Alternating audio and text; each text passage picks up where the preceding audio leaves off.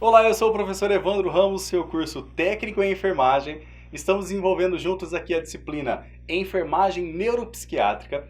Nesta aula nós vamos abordar o item 8 do seu material, contenção mecânica do cliente no leito. Em algumas situações específicas, haverá sim a necessidade de contenção do paciente no leito, ok? Entenda que a contenção não é amarrá-lo, não é acorrentá-lo e muito menos maltratá-lo. Serão somente em situações esporádicas de necessidade de intervenção de algum cuidado que esse tipo de contenção poderá ser feito, ok? Outro tipo de contenção, exceto além da contenção no leito, poderá ser feita a contenção medicamentosa, ok? Aí, é claro, um profissional médico terá que estar atuando nesse sentido para realizar essa contenção medicamentosa. Vamos lá, a contenção no leito então. O que é a contenção? Contenção é limitação da movimentação física de um cliente, literalmente assim, por meio de aplicação de medidas de contenção mecânica, ok? Existe uma resolução do Conselho Federal de Enfermagem, de número 427 de 2012, que normatiza os procedimentos de enfermagem no emprego da contenção, literalmente mecânica, de pacientes, ok? Então, professor, estamos respaldados pela legislação do COFEM relacionada à contenção mecânica? Sim, estamos e, obviamente, seguindo a legislação, nós vamos estar sempre respaldados, ok? Se eu deixar de seguir, é óbvio, vou estar aí descumprindo alguma resolução específica com a normativa do Conselho, ok? Essa resolução lá no seu artigo 5º, para a gente ter uma ideia, ela trata que todos os casos de contenção mecânica de pacientes, as razões para o emprego, obviamente, da sua contenção e também da duração dessa ocorrência de eventos adversos, assim como os detalhes relativos ao monitoramento clínico, todos eles devem ser registrados no prontuário do paciente. Ele foi contido? Tem que relatar lá na anotação de enfermagem, na evolução do paciente, na evolução de enfermagem, a anotação de enfermagem, que ele foi contido, o porquê, quanto tempo ele ficou contido. Tá claro ou não? E até mesmo quais foram as partes do corpo que foram utilizadas para o processo de contenção mecânica. É importantíssimo que se faça isso, ok? A legislação ela já fala para a gente cumprir isso, mas é importantíssimo porque vai ter o registro de maneira específica sobre esses cuidados, ok? O que é então a contenção? É a realização da contenção mecânica, que deve ser uma conduta excepcional, como eu já adiantei para você, excepcional, e é cercada de todos os profissionais, literalmente para que sua ação, ação de atendimento ao cliente, ela seja menos lesível possível, ok? E também deve constar, literalmente, no projeto terapêutico. A abordagem verbal do processo de cuidado e os manejos ambientais e também químicos deverão preceder a intervenção literalmente mecânica. Então o que quer dizer? Eu vou conter todos os pacientes? Não. Primeiro eu sempre vou dialogar e tentar compreender melhor aquele aspecto da necessidade do paciente, principalmente se estiver em transtorno mental, e obviamente não conseguindo cumprir com as questões da terapêutica e até mesmo as questões ambientais e químicas, aí sim evolui-se para a contenção. Ok? Então primeiro a gente vai conversar, vai estabelecer um ambiente mais agradável, vai estabelecer também manejos químicos e se não for tudo necessário, relativamente efetivo, aí sim evolui para a contenção mecânica. Ok? Vamos lá então. Qual é a finalidade? Para que a gente faz a contenção? Evitar danos à integridade física do cliente, dos profissionais e das pessoas que estão naquele local, ok? E do patrimônio também. Reduzir riscos de queda no leito, é importantíssimo isso, em alguns casos de contenção, a contenção será realizada principalmente por conta da mobilização no leito e existe o risco de acidentes. Reduzir o risco de tração, literalmente retirada acidental dos dispositivos invasivos. Então está tracionando toda hora os dispositivos invasivos como por exemplo o acesso venoso central, a sonda vesical de demora, a sonda nasogástrica, a sonda nasointeral, o acesso venoso central. Então está fazendo tracionamento toda hora. Então eu posso fazer a contenção da mão para ele não pegar esses objetos com a justificativa adequada? Posso sim, com a técnica adequada, posso também. Ok? Então, tem um objetivo e finalidade para reduzir essa tração. E também permitir a realização de exames, literalmente, e procedimentos, quando, obviamente, a ação verbal e química não tiver sucesso.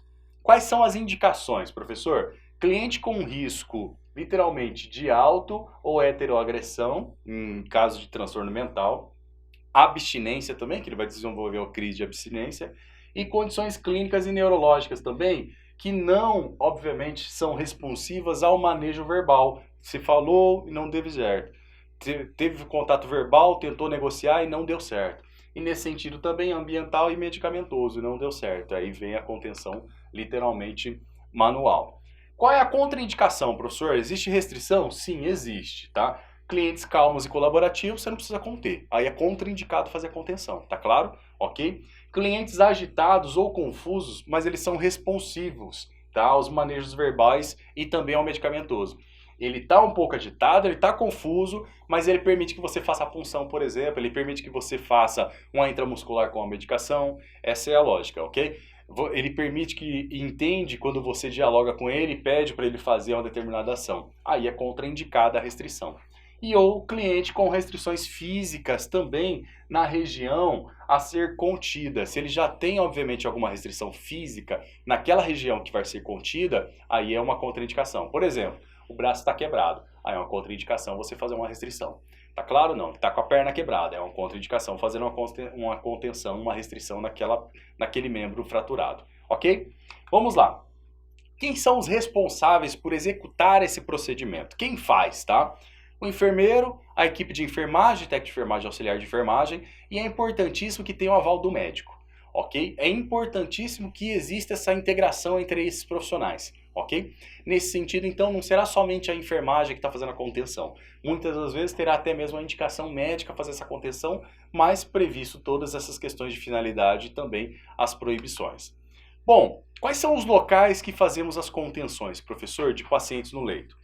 Nós fazemos a contenção no punho, nos membros superiores, e as questões das mãos, a gente sempre vai fazer uma luva, para aqueles pacientes, por exemplo, continuem movimentando, por exemplo, mas que ele não tenha esse movimento de pega. Então, como é que a gente faz? A gente faz uma luva, mas coloca uma faixa literalmente aqui nas mãos, onde ele vai ficar segurando, para ele não ficar fazendo força sem nada aqui, fazendo a contração. Então, ele vai segurar uma faixa, e aí nós vamos literalmente enfaixar a mão com uma segunda faixa, protegendo, fazendo literalmente uma luva. E isso vai desproporcionar, literalmente, a questão do tracionamento, que a tracionamento precisa da pega, ok? Então, dificilmente, com essa ação, ele vai começar a tracionar aí os dispositivos invasivos.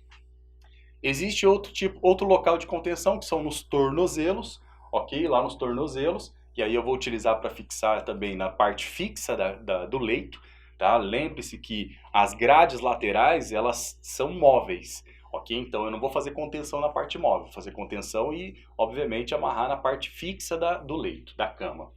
A contenção do joelho e quadril pode existir também, então eu posso fazer a contenção no joelho para que não haja dobra no joelho ou levantar as pernas, por exemplo. E o quadril para aquele paciente que não fique se movimentando muito, por exemplo. Ok? Em quadro de agitação e talvez até em umas crises, por exemplo, nervosas, isso pode acontecer e talvez trazer literalmente a agressividade aí e lesões aos pacientes. E temos também a contenção que é feita diretamente no tórax. Como você pode visualizar, nós passamos um lençol aqui por trás do tórax e prendemos a parte superior. Então eu vou ter uma contenção também no tórax desse paciente, justamente para proporcionar que ele não fique levantando ou até mesmo não fique fazendo movimentação no leito. Ok? Professor, quais são os materiais utilizados para fazer a contenção? Faixas de tecido, que eu posso utilizar até mesmo lençóis, dependendo da região do corpo, como a gente viu, quadril, joelhos e também no tórax, né? E eu posso utilizar as faixas mesmo, as ataduras, literalmente, que tem ali a maior tamanho, comprimento, 12 centímetros, por exemplo, ou aquela maior ainda de 40 centímetros. Então vai proporcionar ainda mais, mas que eu tenha bastante metros ali justamente para fazer as amarrações, ok? As faixas, elas têm, obviamente, uma das extremidades, as tiras finas, que servirão literalmente para dar o laço após a contenção, e a parte onde a tira é fixada, literalmente, é reforçada, dobrando-se como um envelope à ponta da faixa. ok? Só mostrar algumas figuras para a gente visualizar isso. Então a gente vai utilizar uma das pontas, literalmente fazendo uma dobra. Então a gente dobra literalmente essa faixa literalmente depois a gente passa uma volta pelo punho ou tornozelo ou a região que você vai fazer, obviamente, a contenção. Lembrando que pescoço não se faz contenção, ok? No máximo tórax. Então tórax, punhos, joelho e tornozelos e o quadril, tá bom? O que mais? Abdômen também não, porque você pode forçar a cavidade abdominal. E lembrando que, dependendo da região do corpo, se tiver algum dispositivo ou talvez até mesmo algum tipo de questão médica, fratura, lesão, ferida, você não vai utilizar para fazer a contenção naquele local. Então a gente vai, depois que eu fiz essa faixa, uma das pontas a gente vai fixar como se fosse fazer literalmente uma envergadura, né? E nesse sentido a gente vai ter as duas pontas, mas eu vou fixar essas duas pontas para não ficar como literalmente com qualquer torção ou tração, fazer com que fique como uma engasgadura, ok? Então a gente vai passar essa faixa por dentro, literalmente, para que a gente proporcione depois fazer quase que um nó externo, né? E a partir daí vai ficar sempre uma folga nessa localização da faixa, ok? Pode-se também, é muito indicado, fazer primeiro uma atadura nesse membro, ok? Que você pode utilizar uma compressa, pode utilizar uma faixa ou até mesmo gaze, mas geralmente utilizamos compressa por fazer literalmente uma almofada nesse local onde a gente vai fazer a contenção. Então eu passo uma atadura e aí eu coloco a faixa nesse sentido de maneira externa. Tá bom? E é importante que eu faça esse laço e eu prenda esse laço para ele não ficar esganando literalmente a qualquer tração, ok? E não fique tão frouxo a ponto dele tirar também a mão dessa contenção, tá bom? Ele, o paciente ou a paciente. Então nós temos aqui alguns exemplos e eu posso dar esse nó tranquilamente. Depois eu prendo a outra ponta na parte fixa da cama, lembre-se disso. Não adianta prender na parte móvel, tem que prender na parte fixa, ok? Evandro, eu vou deixar totalmente tracionado? Tudo depende do nível de contenção que você pode fazer, tá? Às vezes você vai deixar, dependendo do paciente, eu vou deixar um pouco tracionado para ele fazer esse movimento, ok? Mas ele não vai conseguir chegar aqui para pegar a sonda, por exemplo. Então eu posso deixar um pouco restrito, mas ele vai conseguir fazer um pouco de movimento, mexer um pouco. Agora, dependendo do paciente, no transtorno mental, eu vou deixar mais rígido para eu poder fazer as outras terapêuticas com ele, ok? E aí nós temos aquele exemplo do paciente que está, obviamente, contido no leito. Então, nesse exemplo dessa foto, nós temos aqui a contenção nos tornozelos e nos punhos. E lembre sempre que tem folga, literalmente, para não garrotear e não causar nenhum tipo de lesão ao paciente, ok? Sempre que a gente vai fazer isso, a gente vai estar orientando bem o paciente, conversando com ele, mesmo ele em crise, orientando e conversando também sobre essa necessidade para o acompanhante, para o familiar, tá bom? É importante que ele compreenda essa necessidade da contenção para, obviamente, não agredir ele, não agredir os profissionais, não agredir outros pacientes. Pode exigir também uma contenção mecânica com uma faixa literalmente de leito, no leito todo. E aí ele vai ficar contido no leito todo.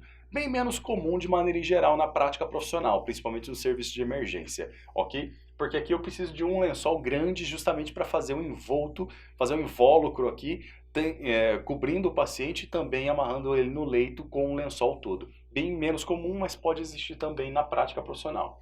E existem também alguns equipamentos de contenção, equipamentos específicos para conter quadril e punho, né, com abotoaduras, justamente que ficam já fixadas no leito para evitar essa movimentação e talvez a agressão aí do paciente.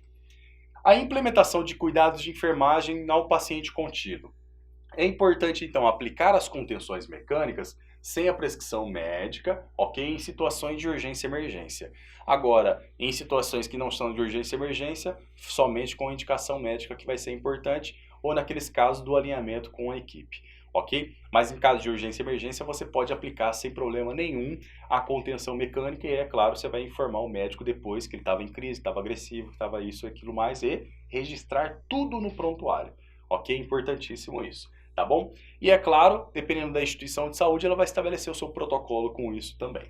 Outra questão importante, cuidar de enfermagem, que nunca aplicar a contenção mecânica por conveniência. Ah, eu acho que tem que fazer. Vamos fazer? Ah, vamos conter aquele ali? Isso não pode acontecer, nunca, ok? beleza? Como punição, como forma de querer disciplinar o paciente.